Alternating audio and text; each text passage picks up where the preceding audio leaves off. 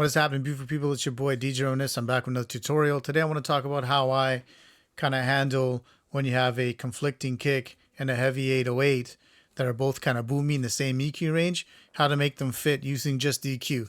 Now there's a couple of ways to do this. You can use side chaining, which I don't use anymore.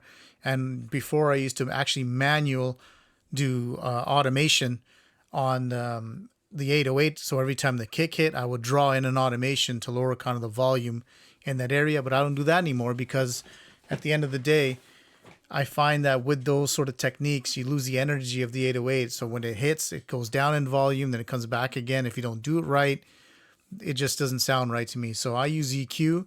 So it's always constantly sort of in that same sort of space it needs to be, and the kick is not interfering with it. And I'll show you what I mean here. So I just have a sample here. That's just an 808 I got and a kick, and I'll play this for you. So what I want you to notice, I've got this Infinity EQ on both the kick and the EQ, and this is a Slate plugin. Highly recommend the Slate plugins. If you don't have them, make sure you look into them. I use them on every single mix since they've come out. So you can see the energy of the kick is kind of like in this 20 hertz to sort of 200-ish range, a little bit past that maybe. And then the 808 is like pretty much balled up in that 20 to 50 hertz range. So how do we get these to sound good? I mean, it's not bad as it is if you listen to it. It's not bad. I still find it kind of muffly in certain frequencies. But let's make that sound better. So the first thing that I would do is on a kick. You don't need anything below 30 hertz. So I'm going to put a low cut filter on there. And then let's just tighten up the curve. There you go. Something like that. The other thing I'm going to do is if you look at where the power is in this kick, it's 20 to 50. And it's kind of like the same in the 808. Now you got to decide which one wins. Typically in trap hip hop music, 808 is the king. So what I'm going to do is try to fit the kick to the 808 so it doesn't interfere with the 808. Okay, that's the decision that I'm going to make. It's probably a wise decision to make for that genre of music. Other genres of music, it may not be this way. You may have to do the opposite, but we'll get into that later. So what I'm going to do right now is take another EQ here, just a parametric EQ. I'm going to come in here. Let's thin this up a bit. And I'm not doing much here. Let's do, I don't know, dB in a bit, something like that. So that section here, I've actually, turned it down where it's sort of hitting in both frequency ranges. You can see that, right? All right, so just that one change. Let's hear this, okay? Let's hear what this sounds like.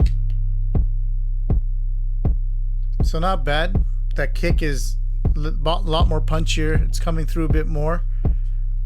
Let's bypass that so you hear the difference. Can you hear it's gotten a bit muddier again? I mean, it's not bad, but let's engage. Let's unbypass here. It's subtle, but it makes a difference. You know what I mean? Now, the other thing that I would do is around 250 to 350-ish, somewhere in there. I would basically increase or decrease whichever you feel might need it. Like I think I'm going to decrease 250 in the kick because it's still kind of punchy, or sorry, still kind of boomy to me. And then I'll do the opposite on the 808. So let's try that. So let's go in here. Let's go here. Just go down to, I don't know, somewhere there. Yeah, sure. Let's thin this out a bit. Somewhere there. And let's do the opposite on the 808.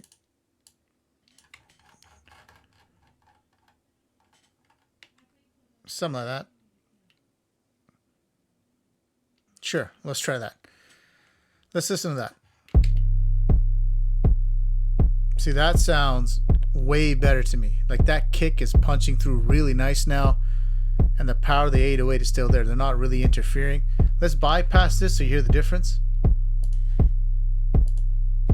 That's bypassed. The kick kind of gets lost in the power of the 808. Now let's put it back on.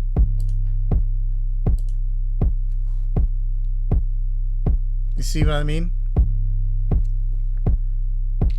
So there you go. In a couple of moves, you've got a kick and an 808 kind of hitting together nicely without any crazy dynamic EQs or side chaining or whatever.